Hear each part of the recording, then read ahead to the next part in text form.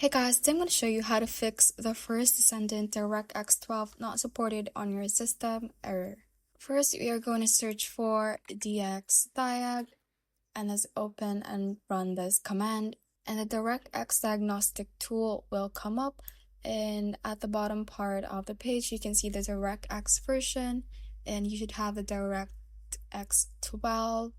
If you do have that, the next thing to do is to check if our drivers are updated. To do that, let us search for Device Manager.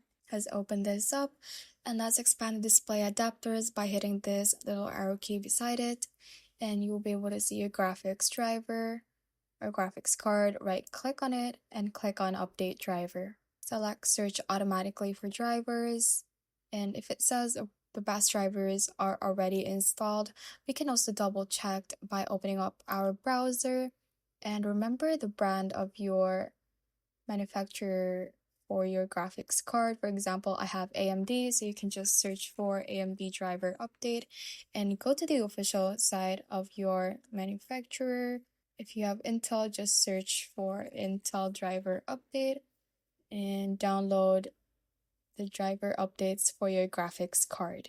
After you have done that and it is still not working, the next way is to go to settings. From here, let's go to the system settings, which includes our display settings. Let's scroll down and you should be able to see the graphics settings option at the bottom. From here, you can browse for the First Descendant app, and once it is added, you can select it.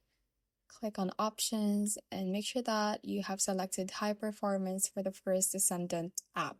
Thanks for watching, and if you found this useful, hit that like button and subscribe for more videos like this.